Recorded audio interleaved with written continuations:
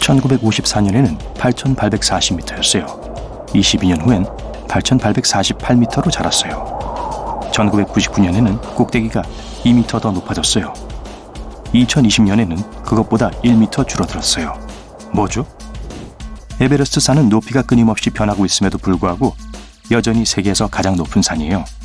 이 기록은 누가 오르기 오래전에 처음으로 측정되었죠. 19세기에는 경위라고 불리는 기계가 있었는데 오늘날 엔지니어들과 토지 측량사가 사용하는 기계의 조상급인 장치입니다.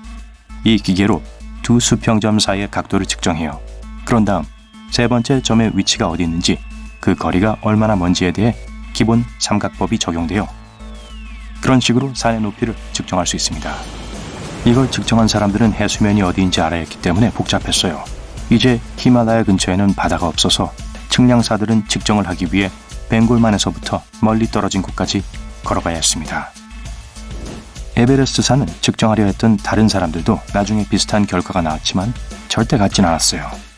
지구의 변화 때문에 해수면이 지속적으로 상승하거나 내려갔기 때문에 생각보다 정확하게 측정하는 것은 쉽지 않았어요. 에베레스트 산은 히말라야 산맥의 일부이고 전체 산맥은 1년에 0.5cm 정도 높아지고 있어요. 처음 히말라야 산맥을 만들었던 지질학적 충돌은 5천만 년 전에 시작되었으며 아직도 계속되고 있어요. 이 충돌은 성장을 유발하지만 또 높이는 낮춰주는 걸 담당하는 지진을 일으키기도 하죠. 그래서 오래된 지리책의 정보가 요즘에는 정확하지 않을 수가 있어요. 에베레스트 산은 가장 높은 산이지만 해수면 위에서 측정된 산과 비교했을 때만이에요. 하와이에 있는 마우나 케아 화산이 있어요. 그리고 수중 토대에서 측정을 해보면 에베레스트 산보다 1220m 더 높아요. 남극에는 사실 몇 개의 시간대가 있어요. 정확하게 9개죠.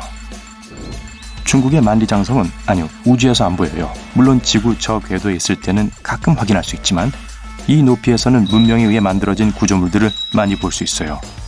예를 들어 기자의 피라미드요. 달에 있을 때 약간의 녹색 초목과 그리고 아름다운 대부분 하얀 구, 안은 푸른색, 그리고 군데군데 노란색을 볼 수 있어요.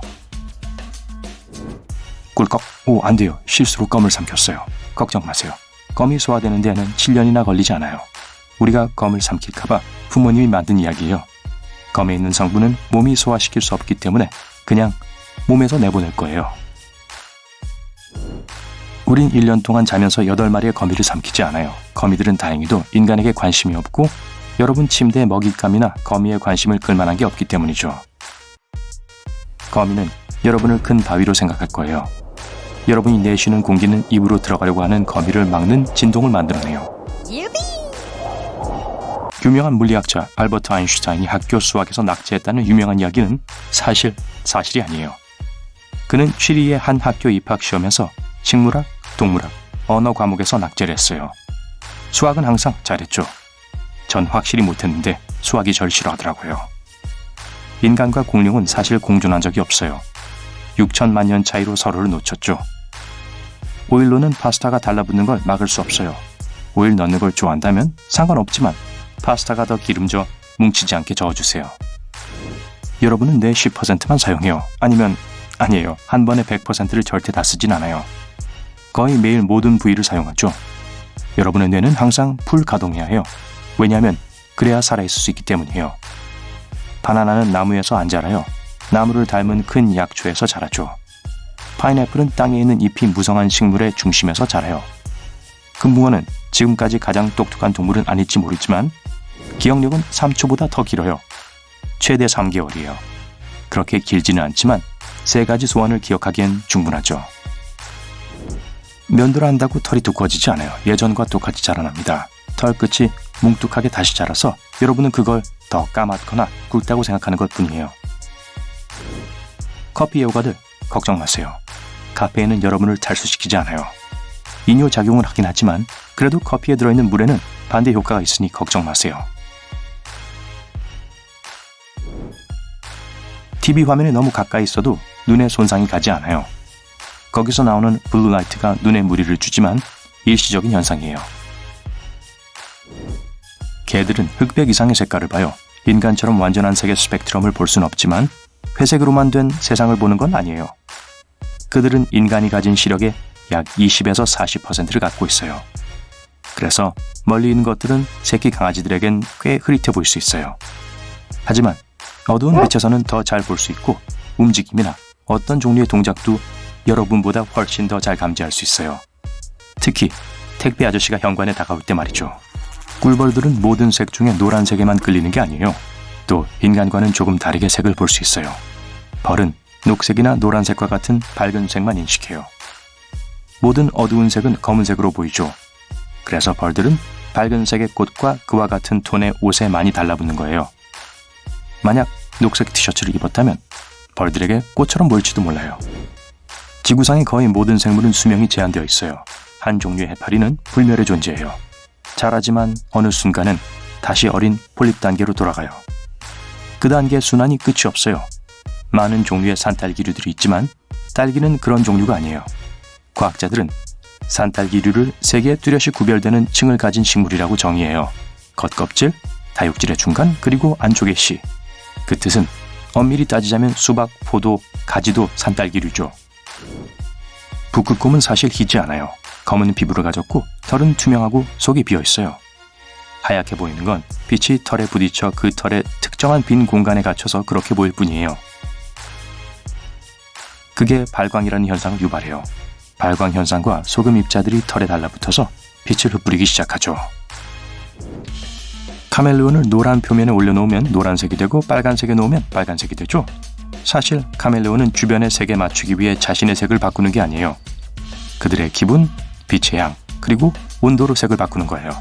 그래서 밝은 노란색 카멜레온을 봤다면 아마 화가 나 있을지도 몰라요. 길이는 여러분과 같은 개수의 목 척추뼈를 갖고 있어요. 인간 목의 평균은 10cm밖에 되지 않는 반면 길이는 보통 180cm의 목을 갖고 있어요. 하지만 둘 다 목에 7개의 뼈가 있죠. 해적들은 없어진 눈을 가리기 위해 안대를 하는 게 아니라 야간 시력을 증가시키기 위해서 하는 거예요.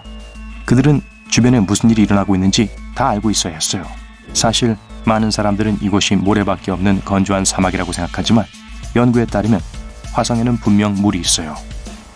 과학자들이 이 행성의 남극 얼음 아래에서 큰 소금물 호수를 발견했어요. 박쥐는 장님이 아니에요. 눈은 작고 낮 동안에는 그렇게 잘 보진 못하지만요. 특히 인간처럼 예리하고 컬러풀하게는 볼 수 없지만 박쥐의 시력은 다른 상황에 적응되어 우리와는 달리 밤에는 훌륭하게 작동해요. 블랙홀은 눈에 안 보이는 게 아니에요. 블랙홀은 아주 압축되어 있는 거대한 물체로 매우 강력한 중력을 갖고 있어서 빛조차도 이걸 피할 수 없어요. 삼키는 중심을 과학자들은 사건의 지평선이라고 불러요. 이는 바위, 파편, 그리고 우주먼지로 만들어진 빛나는 원으로 둘러싸여 있어서 꽤 잘 보여요. 과학자들은 심지어 블랙홀의 첫 사진을 찍기도 했어요. 이름에 얼음이라는 단어가 들어가지만 아이슬란드는 얼음으로 덮여있지 않아요. 해안은 겨울 내내 얼음이 얼지 않아요. 빙하가 있지만 많은 간헐천과 활화산도 있어요. 2010년 이 중 하나가 깨어나 엄청나게 많은 재를 하늘로 뿌려 유럽 전역의 항공 운수가 며칠 동안 중단되어야 했죠. 완두콩, 렌틸콩, 땅콩, 잠깐 땅콩요? 네, 맞아요. 이것은 견과류 집단에 속하지 않고 콩과 식물에 속하죠. 달에는 어두운 면이 있다. 그렇진 않아요. 지구로부터 멀어져 있는 면은 표면의 다른 부분보다 어둡지 않아요.